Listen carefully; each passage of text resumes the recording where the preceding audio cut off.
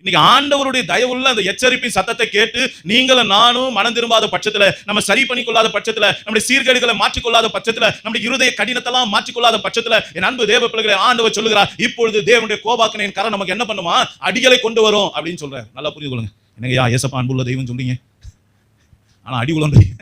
நல்லா புரிந்து கொள்ளுங்க. சுவிசேஷம் புறஜாதிகளுக்குரியது, ஆனா உபதேசம் சபைக்குரியது.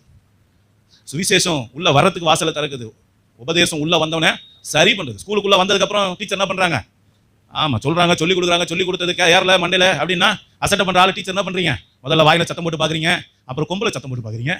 அதுதான் அவர் செய்யறாரு. நான் பெரம்போடு வரட்டுமா, பவுல் என்ன கேட்டாரு கொரிந்திய சபையை பார்த்து, நான் அன்போடு வரணுமா இல்ல பெரம்போடு வரட்டுமான்னு கேட்கிறாரு. அப்ப நல்லா புரிந்து கொள்ளுங்க, பெரம்பு, இந்த கடிந்து கொள்ளுதல், இந்த அடி, இதெல்லாம் என்ன அப்படின்னா நம்ம வாழ்க்கையை சீர்படுத்துவதற்காக, கர்த்தர் விரும்புகிற காரியத்தை நம்ம வாழ்க்கையில கொண்டு வருவதற்காக தான் ஆண்டவர் எவ்வளோ எச்சரித்தோம். நம்ம கீழ்ப்படியாம அதை அசட்டை பண்ணும்போது தான் அடுத்த லெவலுக்கு அவர் கடந்து போறார். அல்லேலூயா. அப்ப எடுத்தவனே தேவன் அடிக்கிற தெய்வம் அல்ல, எடுத்தவனே தேவன் நம்மளை துன்புறுத்துகிற தேவன் அல்ல.